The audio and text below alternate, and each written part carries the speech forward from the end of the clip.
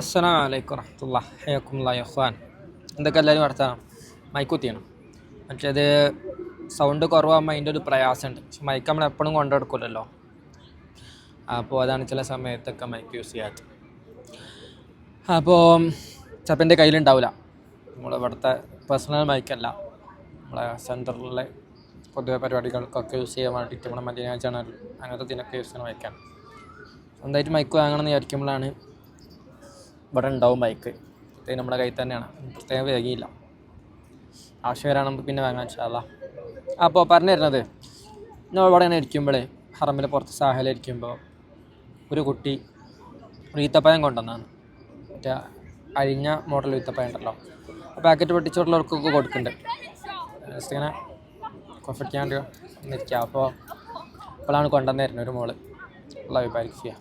പറഞ്ഞു തരുന്നത് അങ്ങനെ പല രൂപത്തിൽ എന്താണ് നമ്മുടെ നാട്ടിലും ഉണ്ട് കേട്ടോ, ഇല്ലയെന്നല്ല. അങ്ങനെ പല രൂപത്തിൽ സ്വതക്ക കൊടുക്കുന്നവരുണ്ട്. പല രൂപത്തിൽ പറഞ്ഞാൽ പല രൂപത്തിൽ. ഹറമിൻ്റെ ഉള്ളിൽ ഒരു ഭാഗത്ത് മുമ്പ് ഇങ്ങനെ സ്റ്റോറിയിൽ പറഞ്ഞിരുന്നത്, എന്നും ഒരു ചങ്ങായി എന്ത് വെച്ചാൽ ഒരു സ്റ്റൂള്, ഒരു സൗദിയാണ്, ഇപ്പോൾ എന്നൊരു സ്റ്റൂള് കൊണ്ടുവന്നിട്ട്, സ്റ്റൂള് പറഞ്ഞാൽ ഒരു പോർട്ടബിൾ സാധനമാണ്. അങ്ങനെ മടക്കി കഴിഞ്ഞാൽ കൈനെ പിടിക്കുക, പ്ലാസ്റ്റിക്കിൻ്റെ, എന്നിട്ട് ഇതാക്കി നേരാക്കി കഴിഞ്ഞാൽ സ്റ്റൂൾ രൂപത്തിലായി. ചെറിയ സ്റ്റൂൾ മനസ്സിലായല്ലോ, മറ്റേ ചെയറിൻ്റെ ഒക്കെ ചെറിയ സാധനം, എന്താ പറയുക, സ്റ്റൂളിൻ്റെ ചെറിയ സാധനം. പല എന്നൊക്കെ പറയുള്ളൂ മലയാളത്തിൽ. പലക എന്നാണോ എന്നറിയില്ല, പല എന്ന് പറയില്ല. പലൊക്കെ പറഞ്ഞിട്ട് കുറേ കാലമായി, പണ്ട് യൂസ് ചെയ്തിരുന്നു. അപ്പോൾ അതിൻ്റെ മേലെ എന്ത് ചോദിച്ചാൽ ടിഷ്യൂ കൊണ്ടുവന്ന് പുതിയ പൊട്ടി സ്റ്റാൻഡ് വെക്കും. ടിഷ്യൂൻ്റെ ഒരു ബോക്സ് പറഞ്ഞാൽ ഒരു കവർ ടൈപ്പുള്ള കവർ ടൈപ്പ് ബോക്സ് ആയിട്ടുള്ള സാധനം ഉണ്ടല്ലോ. നമ്മുടെ നാട്ടിലെ ബോക്സാണ് അധികം കാണുന്നത്. ഇവിടെ ആ സാധനമുണ്ട്. വിഷയമല്ല, പോട്ടെ. പ്രത്യേകം പറഞ്ഞ് നീട്ടുണ്ടല്ലോ, ടൈം കളയുണ്ടല്ലേ, മാലേഷ് സാമിഹോനെ. അപ്പോൾ അത് ഇവിടെ കൊണ്ടുവന്നിട്ട് അത് അവിടെ കൊണ്ടുവന്ന് വെക്കുന്നിട്ട് ആവശ്യമുള്ളവർക്കൊക്കെ എന്ത് ചെയ്യുക, പുതിയ കൊണ്ടുവന്ന് പൊട്ടിച്ച് വെക്കും, ആവശ്യമുള്ളവർക്ക് കയ്യിൽ നിന്ന് എടുക്കാം.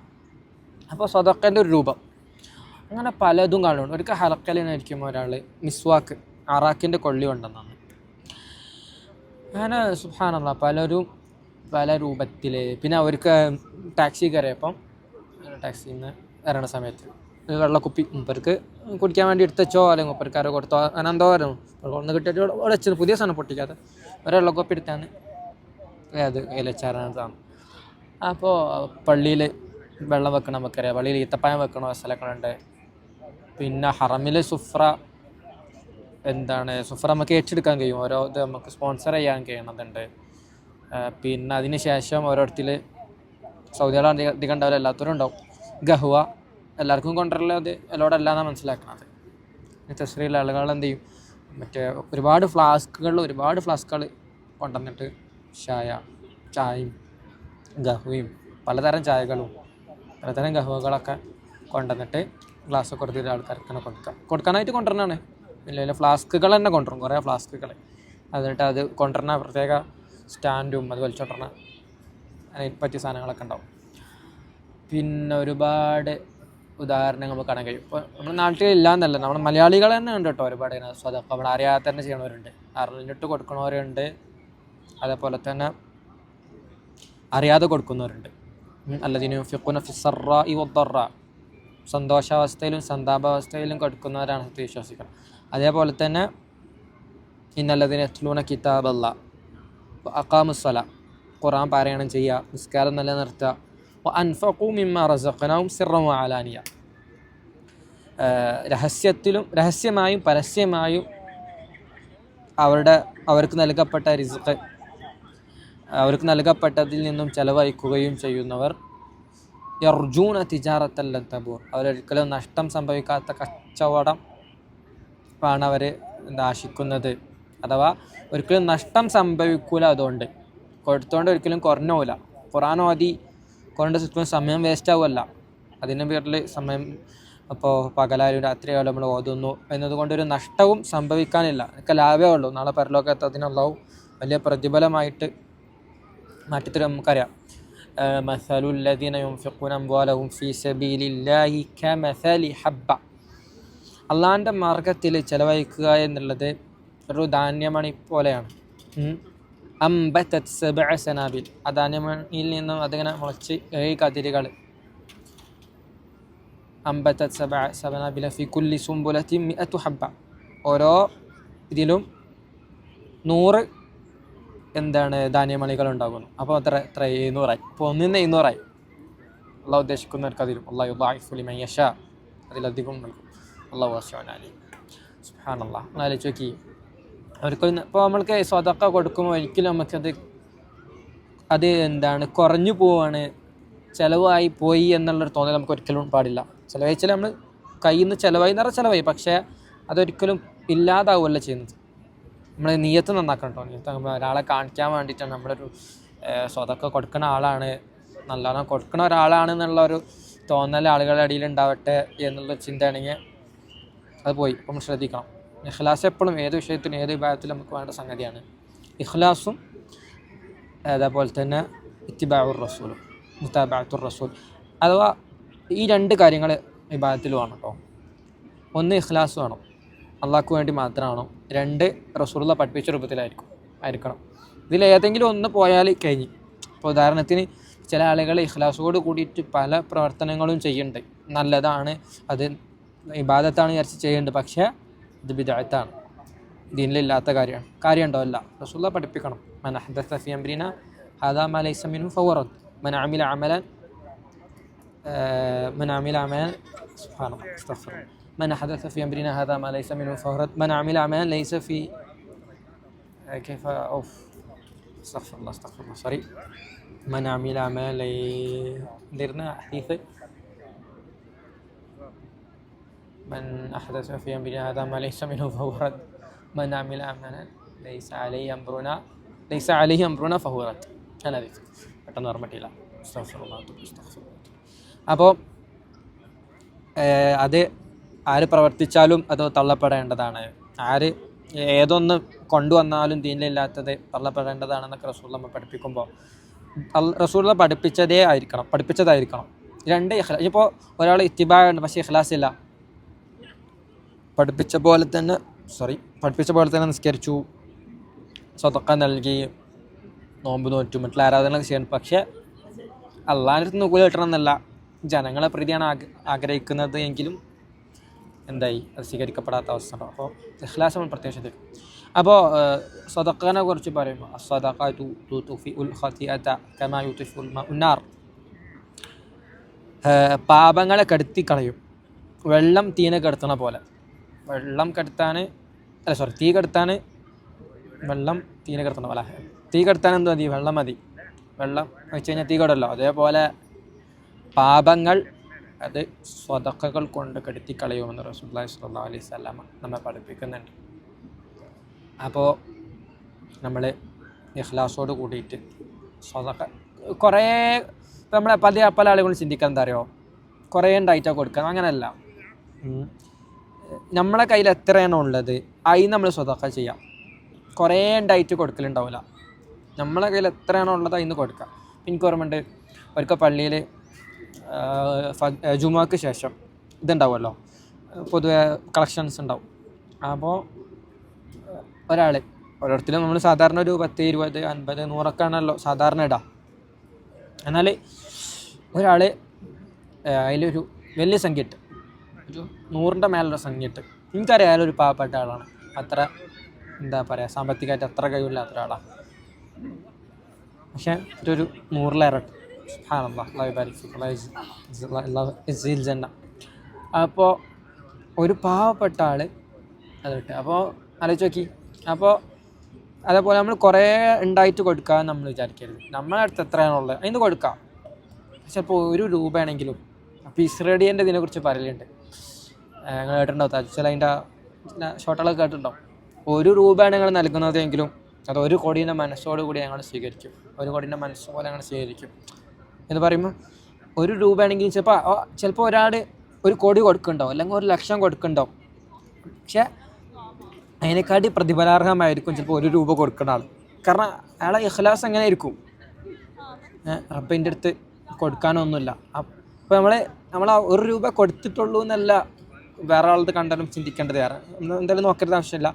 നമ്മളതായാലും നമ്മൾ കഴിയണതിൻ്റെ പരമാവധി 1 രൂപയെങ്കിലും 60 രൂപ വലുതാണ്. അപ്പോൾ കഴിയണം വരെ നമ്മൾ കൊടുക്കുക.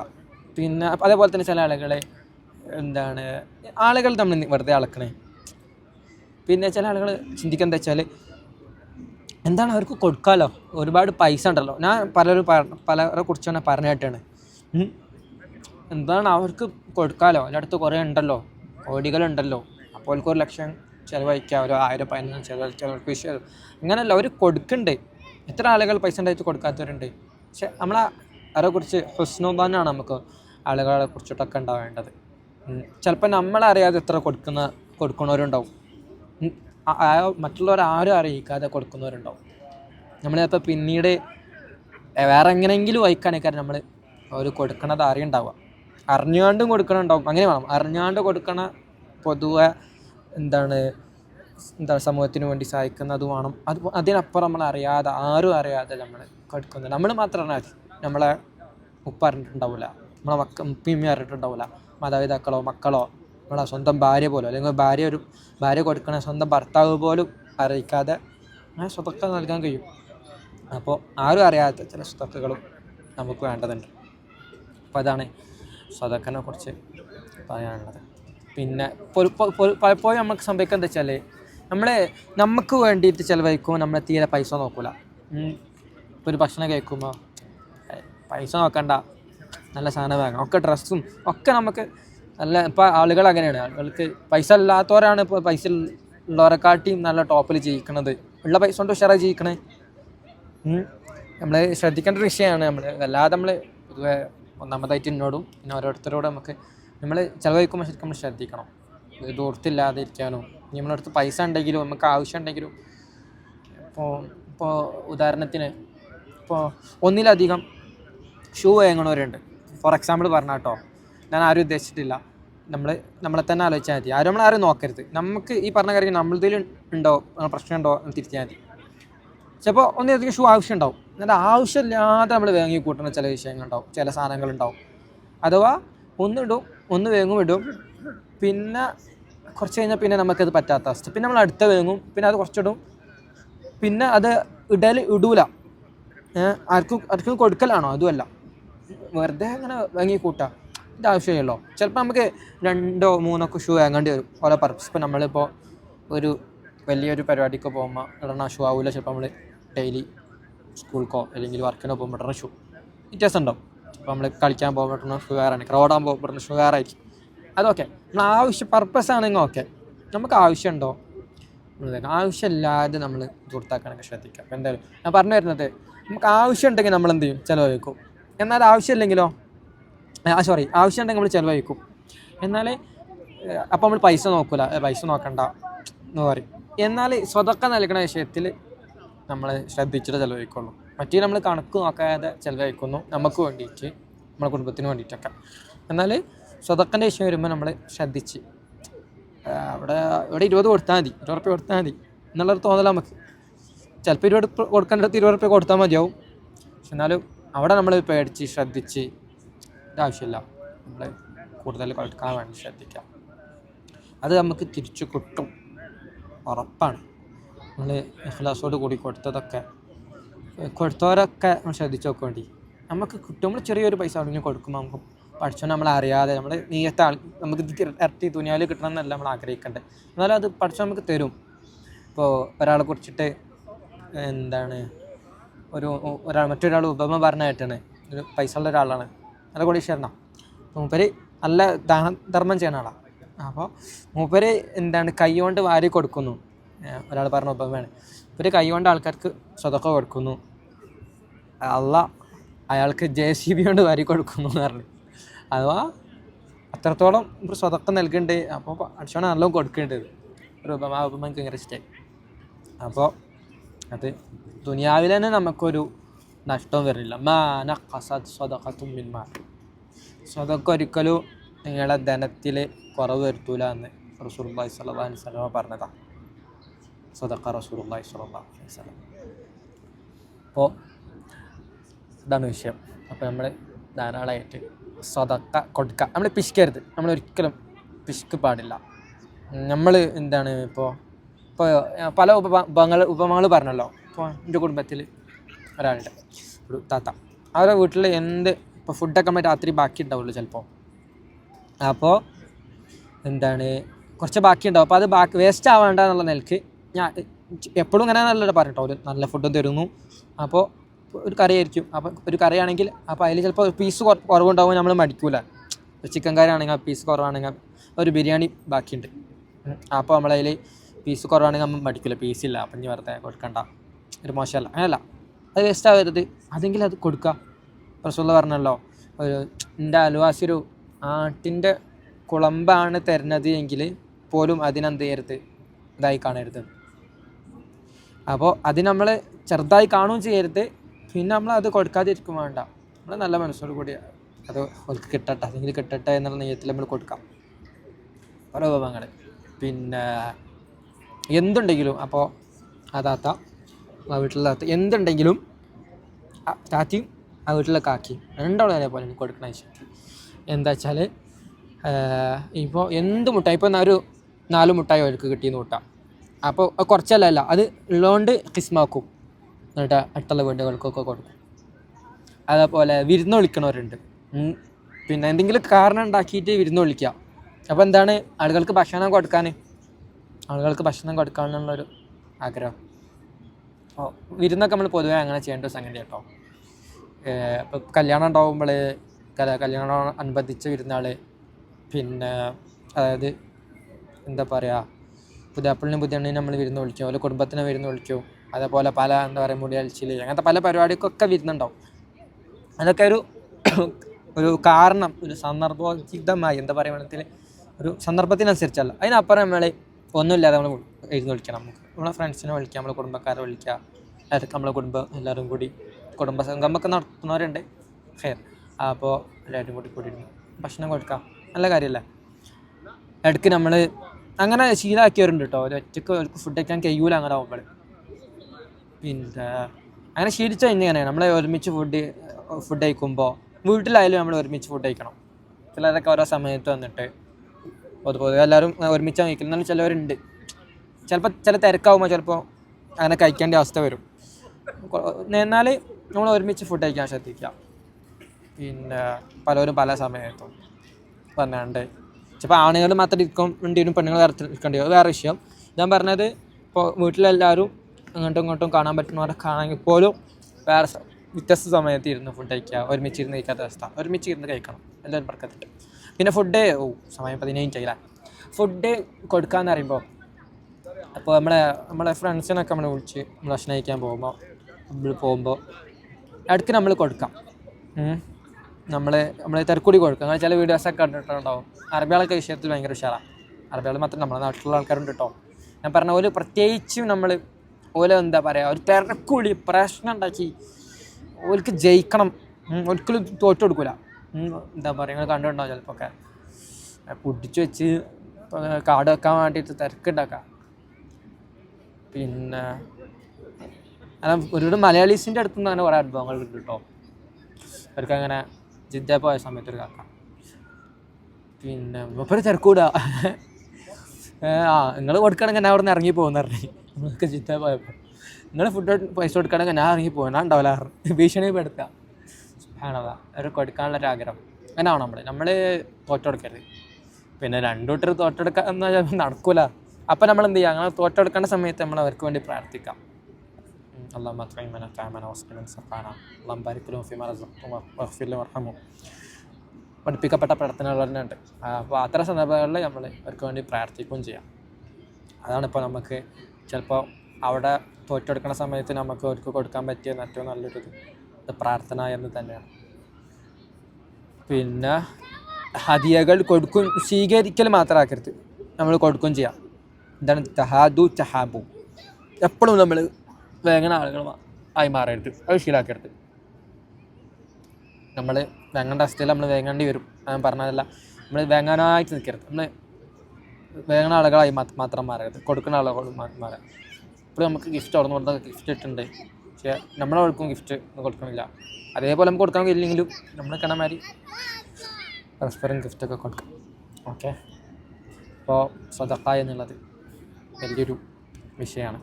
അപ്പോൾ ഒരിക്കലും പിശുക്കില്ലാതെ ആ വിഷയത്തിൽ നമ്മൾ ഒരിക്കലും പിശുക്ക് കാണിക്കണ്ട. ഓക്കെ, ബാറക്കല്ലാഹു ഫീക്കും. അസ്സലാമു അലൈക്കും വറഹ്മത്തുള്ളാഹി വബറകാതുഹു.